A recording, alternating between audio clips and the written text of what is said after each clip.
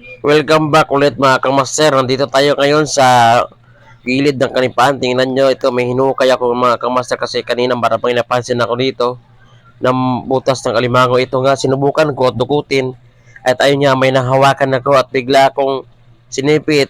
Buti na lang natanggal ko agad ang kamay ko mga kamaster. Tingnan mga kamaster, ang laki nito kanina. Ayun o, muntik na makuha yan dahil hawak ko na kanina kaso lang binitawan ko kasi pag pinirsa ko sigurado putol yung kamay ko mga kamaster.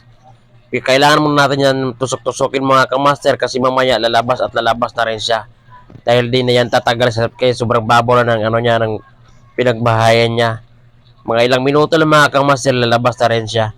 At tingnan nyo mga kamaster, nakita ayun, muntik na ako mga kamaster at saka di tayo basta-basta magdugot ng alimango dahil yung kamay natin sigurado putol talaga mga kamaster. Di siya mapuputol, madudurog lang yung balat, mga ano mo, yung mga ano ng daliri mo, sigurado yan, magkamali ka, sigurado. Walang awa yung alimango mga kamaster, kaya babawi tayo.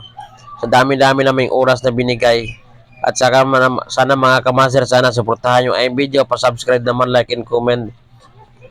Paalalay sa aking video mga kamaster, sana suportahan yung ayun mga kamaster, nakita na rin siya. Ayun, nakita nyo yung sipit mga kamaster, lumabas na siya. Kasi hindi na yan tatagal sa kanyang butang, sobrang babaw na ng ano niya, pinagbahayan niya.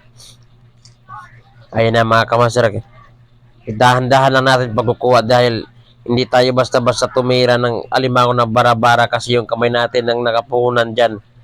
Mahirap maghukay ng alimango sa ganitong sitwasyon at maraming ugat ng kahoy. Ayan o, sinipit niya na rin yung panungkit ko sa kanya dahil lumalaban. Ayun na mga kamaster, kitang-kita na, ayun na, ulam na yan or binta ko yan mamaya mga kamaster.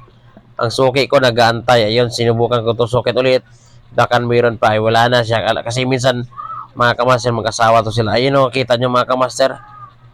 Dalang oras ako naglalakad dyan kanina para makakita lang ulit ng alimango.